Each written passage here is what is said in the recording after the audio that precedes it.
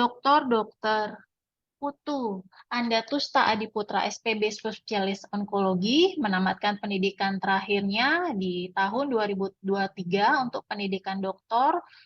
Kemudian saat ini beliau adalah konsultan bedah onkologi di Rumah Sakit Prof. RSUP Prof.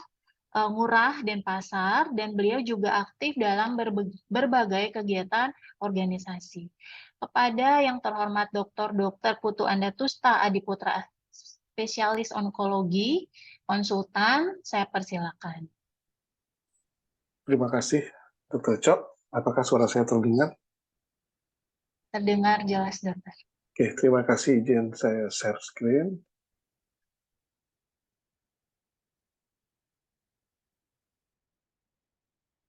Oh, mungkin masih ada yang share, belum bisa. Ya.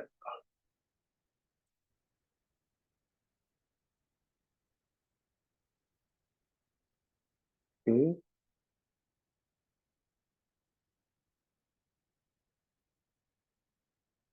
Sudah tampak? Ya, selamat pagi pada... Mohon maaf, dokter, di slideshow. Slideshow ya. Mohon di slideshow. Ya, sudah? Sudah, dok. Ya, terima kasih. Terima kasih kepada moderator Dr. Cok. Ya, selamat pagi kepada seluruh peserta. Kemudian kepada panitia juga. Terima kasih sudah memberikan kesempatan kepada saya untuk membawakan dari sudut pandang yang berbeda. Saya basicnya adalah surgery, maka yang sering saya lakukan adalah menggunakan antiseptik sebelum prosedur. Nah, ya artinya pada topik ini paling tidak peserta bisa mengetahui bagaimana memilih.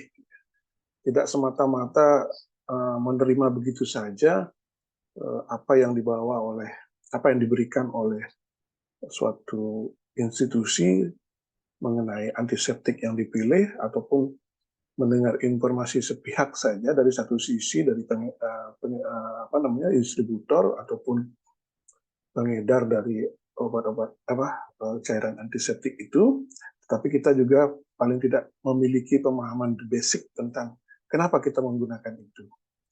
Nah, sebelumnya kita akan bahas tentang apa yang kita takutkan dari suatu infeksi akibat adanya prosedur adalah surgical site infection, SSI ya. Nah, ini tentu saja insidennya bervariasi tergantung dari jenis pembedahannya. Nah, ini adalah sedikit contoh bahwa pada amputasi tungkai itu sampai dengan 5%. Dan kita tahu kulit itu bukan suatu area yang steril. Di sana adalah tempat kolonisasi sampai dengan 3 juta mikroorganisme per sentimeter. Dan antiseptik prosedur sendiri sebelum pembedahan itu adalah suatu tahap yang penting ya untuk mengurangi risiko surgical site infection ini dengan membunuh mikroorganisme yang berada pada area kulit, akan tetapi mungkin tidak bisa menghabiskan, menghambat kolonisasi yang kita inginkan ya. Jadi di tempat insisi tujuannya, bukan kemana-mana. Jadi di tempat insisi itu saja. Kemudian mikroorganisme apa saja yang biasanya? Ya, mikroorganisme flora normal di kulit paling banyak adalah Staphylococcus aureus. Jadi di sini yang kita inginkan dari kerja antiseptik itu adalah mechanical removal, jadi menggosok. Oleh karena itu pada proses pemberian antiseptik itu ada tindakan menggosok. Jadi tidak hanya membubuhkan saja cairan, tetapi ada suatu proses mekanik yaitu menggosok. Menggosoknya juga jangan sampai menyebabkan kulit menjadi iritasi, tapi ya menggosok secara gentle. Kemudian di sana ada chemical killing, pembunuhan bakteri. Ya. Kemudian yang ketiga ada inhibisi terhadap proses kolonisasi dari bakteri yang ada di kulit. Jadi itu adalah yang kita inginkan dari suatu proses pemberian antiseptik sebelum suatu prosedur. Dan kita tahu ya jenis-jenis bakteri ada yang komensal, ada yang transient, yaitu yang juga keduanya bisa kita bersihkan di dalam proses antiseptik prosedur. Kemudian bagaimana kita memilih? Ada kriteria ideal dari suatu antiseptik, yaitu yang ideal, tidak semua bisa dimiliki oleh jenis antiseptik. Jadi, tapi yang ideal adalah sebagai berikut. Dia dapat membunuh seluruh bakteria, kemudian virus, jamur, protozoa, TBC, dan sporanya. Kemudian dia tidak toksik kepada tubuh manusia dan hypoallergenic. Kemudian aman digunakan untuk seluruh tubuh. Nah, ini yang sulit. Kemudian tidak diabsorpsi. Kemudian memiliki aktivitas residual, ya, jadi jangka panjang. Kemudian aman digunakan pada penggunaan yang berulang. Nah, pada tabel sebelah kanan ini ada banyak jenis antiseptik, akan tetapi yang paling banyak digunakan adalah 3, yaitu chlorhexidine gluconat, povidone iodine, dan isopropyl alkohol. Jadi tiga ini yang akan kita fokus bahas. Sementara yang lainnya mungkin karena kurangnya digunakan dan mungkin sudah beberapa ada yang ditinggalkan. Jadi kita hanya membahas yang paling banyak ada di lapangan. Kita mulai dengan chlorhexidine, di mana di sini memiliki sifat bakteriostatik bila konsentrasi rendah dan bakterisida bila konsentrasinya tinggi dengan memiliki mekanisme sebagai berikut di atas. Dengan keuntungan, jadi keuntungan daripada chlorhexidine itu adalah dia spektrumnya luas, kemudian efektif untuk membunuh berbagai patogen, baik itu positif ataupun negatif, bakteri, jamur, maupun virus yang memiliki amplop ya, atau terbungkus, dan juga kuman TBC. Kerjanya cepat, kemudian memiliki resistensi yang baik, dan aktivitas residual yang baik, walaupun setelah dilakukan pembersihan pada area yang dibubuhi cairan antiseptik tersebut. Dan dia memiliki ikatan dengan stratum corneum yang cukup kuat. Ini adalah berbagai contoh, mungkin tadi sudah ada tayangan iklan ya. Tayangan iklan itu komprehensif, sudah banyak pilihan. Nah, maka kitalah sekarang yang harus memilih mana yang akan kita gunakan. Ini adalah contohnya saja. Kemudian, bagaimana kerja atau administrasi dari chlorhexidine ini? Dia bekerja paling tidak setelah 2 menit di aplikasi. Jadi, itu adalah waktu yang dibutuhkan minimal untuk chlorhexidine bekerja, yaitu 2 menit. Jadi kalau kita menggunakan antiseptik ini, memang sebaiknya harus tunggu 2 menit untuk dapat bekerja maksimal. Dan dia akan bekerja long acting, 24 jam. Dan ini memang dipreferensikan atau disarankan untuk prosedur pembedahan yang panjang. Dan CDC sendiri itu merekomendasikan sebagai antiseptik sebelum pemasangan CVC, baik pada anak-anak maupun pada orang dewasa. Kemudian memiliki efek samping jelas. Setiap agent memiliki efek samping ya. Di sini pemberian topikal dekat dengan mata ataupun telinga itu relatif kontraindikasi karena dapat menyebabkan keratitis, dermatitis kontak iritan, dan juga pada penggunaan yang panjang bisa menyebabkan reaksi alergi. Kemudian dapat menyebabkan juga ketulian ya, apabila cairan ini bocor pada membran timpani atau melewati dan sampai ke membran timpani. Yang kedua yang kita bahas adalah povidone iodine. Povidone iodine itu adalah suatu, ya ini adalah gambaran rumus kimianya, adalah suatu water soluble iodophore complex. Jadi dia berikatan dengan iodine dan kemudian bisa dilepas. Jadi terdiri dari suatu kompleks ikatan antara povidone dan iodine. Ya, povidone dan iodine. Ini molekulnya kecil dan iodine itu secara cepat penetrasi kepada mikroorganisme. Jadi di sini akan terjadi oksidasi yang akan membunuh kuman itu, yang menyebabkan kematian dari mikroba. Nah, ini begitu dilakukan aplikasi, iodin akan terlepas, dan iodin inilah yang melakukan pekerjaannya, yaitu membunuh mikroba. Dan di sini apa saja yang bisa dilakukan untuk mikroorganisme yang bisa dijangkau atau dilakukan pembunuhan bakteri di sini adalah gram positif, gram negatif bakteria ya, kemudian TBC bisa, jamur, kemudian virus, berbagai macam virus, kemudian termasuk juga sporanya, ya, termasuk juga sporanya. Jadi iodin ini bisa solution daripada betadine ini bisa berbasis aqua maupun berbasis alkohol. Jadi kalau yang berbasis alkohol itu alkohol 30%, kemudian ada yang berbasis aqua. Ini kenapa dibedakan nanti kita bahas. Pemberian povidone iodine ini itu juga sama, 2 menit paling tidak. Jadi diaplikasi pada kulit, kemudian ditunggu sampai kering. Nah, setelah kering maka kita akan melihat lapisan berwarna coklat, ya, coklat. Itulah yang memberikan efek bakterisidal. Jadi kalau tim kamar operasi belum kering betadinya sudah disapu pakai alkohol, maka belum bekerja maksimal itu iodinnya belum bekerja ya. Dan di sini memiliki residual activity yang lebih rendah dari chlorhexidine. Sehingga penggunaan povidone iodine ini sebagai antiseptik itu untuk wajah lebih aman dibandingkan chlorhexidine. Jadi untuk wajah itu memang pilihan kita adalah povidone iodine.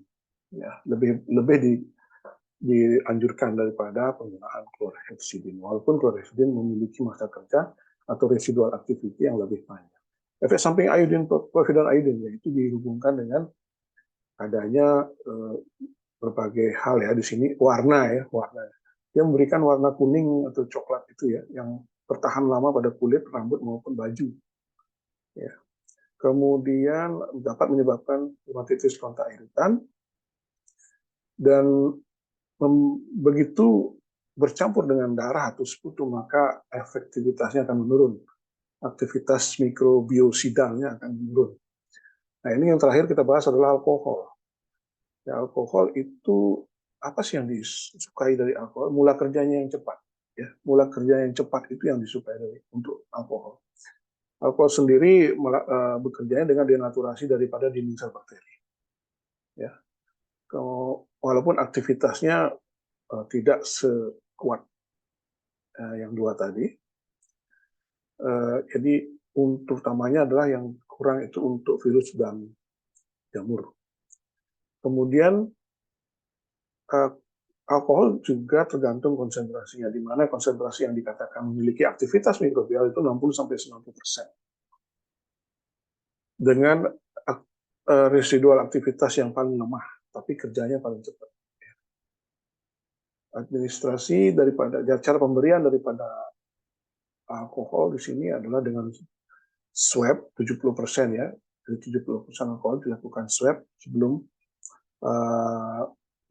minor medical procedure, artinya yang tindakan yang kecil, misalnya penyuntikan intramuskuler maupun intravena, kemudian pemasangan infus ya, perifер pada vena perifер. Efek samping daripada alkohol adalah dermatitis kontak iritan, dan yang paling diperhatikan pada petugas di kamar operasi, hati-hati penggunaan elektrokauter bisa menimbulkan kebakaran di kamar operasi ya. Bukan tidak pernah, itu pernah terjadi walaupun hanya kecil, itu pernah terjadi dan sangat berbahaya. Jadi penggunaan alkohol itu haruslah menunggu kering dulu. Jangan menghidupkan elektrokauter ketika alkohol belum kering. Dapat menyebabkan kebakaran di kamar operasi. Ya kalau cuma alat tanpa korban jiwa ya. Jadi bisa jadi sampai terjadi korban jiwa ataupun terjadi morbiditas pada pasien ataupun tim kamar operasi. Nah, apabila dibandingkan, maka ketiga agent ini seperti berikut, kita bisa lihat bahwa povidone iodine dan chlorhexidine memiliki aktivitas terhadap yang bakterisidal yang kuat, ya. Dan ini large spectrum juga, yang bisa kita lihat di sini. Kemudian bagaimana untuk spora, jamur, dan virus, maka povidone iodine yang paling unggul. Ya, bisa kita lihat. Kemudian aktivitas bakterisidal dari alkohol memang yang paling rendah. Kemudian kalau studi tentang ketiga agent ini memang ada dan memang sudah akhirnya dipakai oleh beberapa organisasi untuk dijadikan guideline ya akhirnya ya. Jadi di sini yang paling dipilih adalah ternyata chlorhexidine yang berbasis alkohol, itu yang paling tinggi. Itu yang paling dianjurkan. Akan tetapi dalam pemilihan kita bukan hanya melihat yang paling baik ya. Akan tetapi ada cara untuk menggunakannya yaitu organ mana. Jadi setelah kita memilih yang paling baik, kita belum tentu bisa menerapkan pada seluruh organ. Jadi tergantung area mana yang akan digunakan. Nah, nanti ada di belakang ada cara bagaimana memilihnya ya. Nah, ini kita harus melihat beberapa faktor ya sebagai tempat untuk atau cara untuk memilih. Yang pertama kita lihat umur pasien. Kenapa? Anak-anak, ternyata anak-anak apalagi yang di bawah,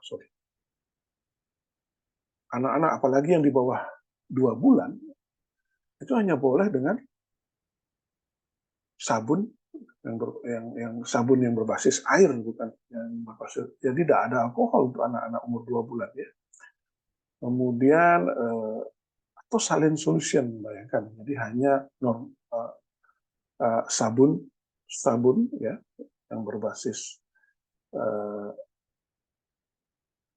aqua dan normal salin untuk bayi ya, karena kan kulitnya sangat sensitif, jadi tidak ada yang bisa digunakan dari ketiganya itu. Kemudian kita harus melihat juga status alergi, apakah ada riwayat alergi terhadap povidone iodine atau chlorhexidine atau alkohol, itu harus ditanyakan juga.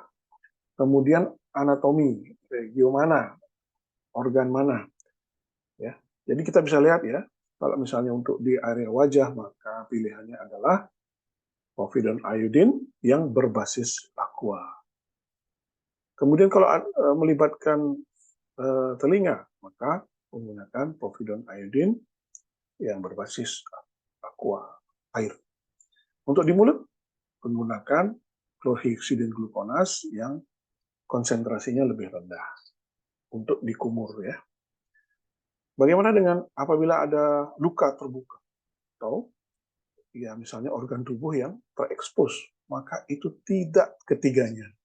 Yang digunakan adalah normal salin. Bagaimana dengan genital area? Gunakanlah povidone iodine berbasis aqua. Jadi itu adalah area-area yang memiliki keterbatasan. Selain area itu, silakan menggunakan yang terbaik. Chlorhexidine berbasis alkohol. Nah, bagaimana cara pemilihannya? Guideline dari NICE untuk prevention and treatment of SSI, jadi untuk pencegahan surgical site infection, itu maka yang dipilih adalah first choice-nya adalah alcohol-based solution of chlorhexidine. Chlorhexidine berbasis alkohol dan apabila ada kontraindikasi maka baru memilih yang lain. Apabila dekat dengan membran mukosa maka dipilihlah yang berbasis aqua. Jadi di sini bisa dilihat ya, kandungannya juga 0,5% chlorhexidine dalam 70% alkohol ya, untuk minor surgical procedure, kemudian 2% chlorhexidine pada 70% alkohol itu pada invasive medical procedure ya. Kemudian apabila dia dekat ke membran mukosa atau mata, telinga, genital area, maka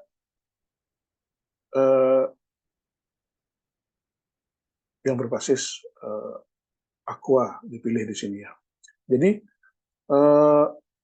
ada kontraindikasi maka turunnya ke berbasis aqua. Ini yang elective surgery biasanya menggunakan ini. Apabila dekat dengan membran mukosa, maka tapi membran mukosa memang tidak tempatnya chlorhexidine. Jadi kita pasti pindahnya ke povidone iodine. Nah, alternatif Mohon maaf, selanjutnya. Dok. Sisa 3 menit. Terima kasih, Dr. Cok. Selanjutnya yang bisa kita pilih adalah povidone iodine berbasis alkohol. Ya. Apabila masih ada kontraindikasi, maka kita memilih povidone iodine berbasis aqua. Seperti itu. Jadi turun, dan turun. Ya. Nah, organ exposed wound. Jadi kalau ada luka terbuka, ini ketiganya tidak bisa digunakan. Ya. Luka dibubuhi betadine, luka dibubuhi chlorhexidine, luka dibubuhi tidak bisa. Tidak dibenarkan. Ya, studi in vitro itu menyatakan bahwa chlorhexidine itu toksik terhadap fibroblast. Kemudian iodin juga dapat menggranulasi tisu ya. Jadi ini sudah suatu konsensus. Bagaimana? Solusinya adalah irigasi. Jadi yang bisa digunakan adalah normal saline. Kita ingat bagaimana prinsipnya adalah the best solution for pollution is dilution. Dan ini adalah slide terakhir bagaimana kita memilih